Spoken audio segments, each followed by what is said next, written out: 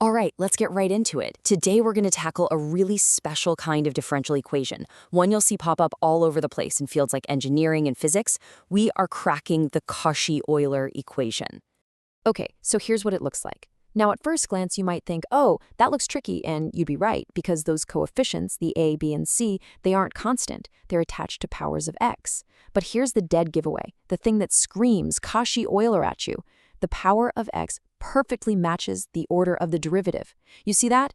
X squared is with the second derivative, x to the first power is with the first derivative, and well, you can think of y as having x to the 0 power. This specific pattern means our usual bag of tricks for constant coefficient equations just won't work here. So that's the million-dollar question, isn't it? If our old methods are off the table, how in the world do we solve this thing? It seems like it's going to be a huge pain, but it turns out there's a surprisingly simple, almost beautiful trick to it. And that trick? Well, that brings us to the real aha moment of this whole process. The entire solution is built on one single, brilliant idea. See, this isn't about grinding through a ton of complicated math. It's about being clever and making a really, really smart guess about what the solution, y, could possibly look like. And here it is. This is the magic. The guess is that our solution, y, is just x raised to some power, r. Y equals xr. This is, without a doubt, the most important thing to remember. This one simple assumption is the key that unlocks the whole puzzle, and it's going to magically transform this messy calculus problem into a simple algebra problem. So how does it work? Well, it's a pretty straightforward process. First, we make our guess, y equals x to the r. Then we just do some basic calculus to find its derivatives. So y prime is rx to the r minus 1, and y double prime is r times r minus 1 times x to the r minus 2. Step 3, we take these three pieces, y prime, and y double prime, and we plug them all back into that original Cauchy-Euler equation. And this is the cool part. When you do that and start to simplify, all of the x terms just beautifully cancel each other out. It's awesome. And this is what you're left with. It's called the indicial equation. Now, let's just pause for a second and appreciate what just happened. We started with a second-order differential equation with all those variable coefficients, and with one clever substitution, we have turned it into a simple quadratic equation in terms of r. This is exactly what we wanted. This is something we've known how to solve for years. Now, since we have a quadratic equation, we know from algebra that there are three possible outcomes for the roots, right? Well, it turns out each of those outcomes gives us a different form for our final solution. You can think of what's coming next as your solution toolkit.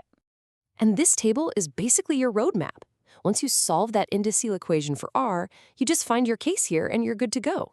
If you get two different real roots, your solution looks like this first one. If you get a single, repeated real root, it looks like the second one. And if you end up with complex roots, you use this third form with the cosines and sines.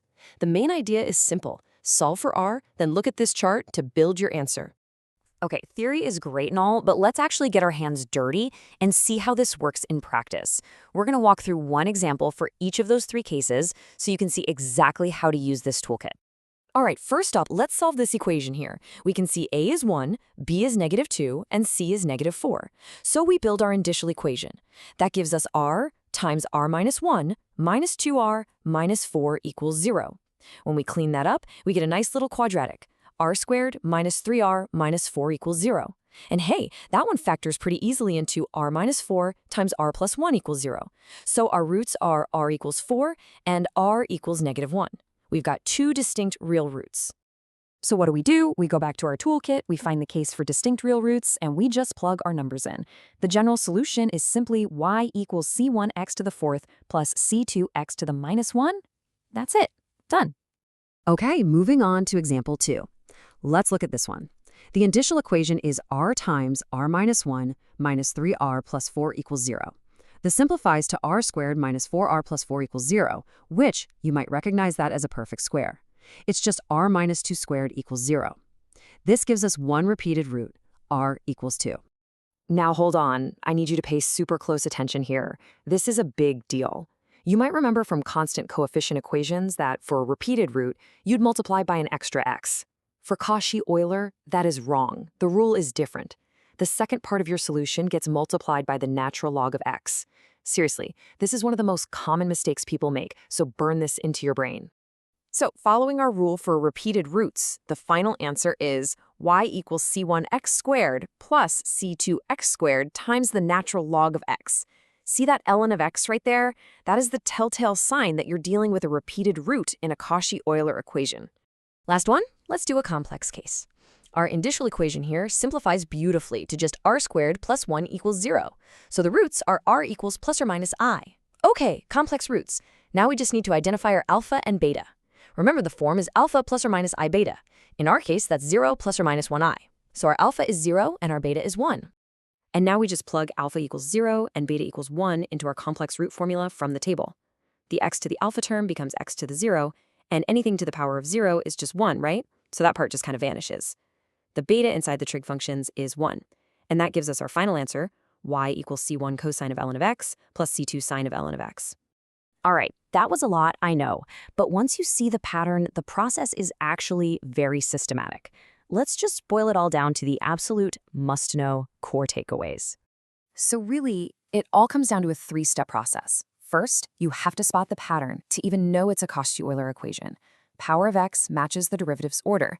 Second, you have to remember the magic guess. Y equals xr is your key. And third, you solve for the roots of that simple indicial equation.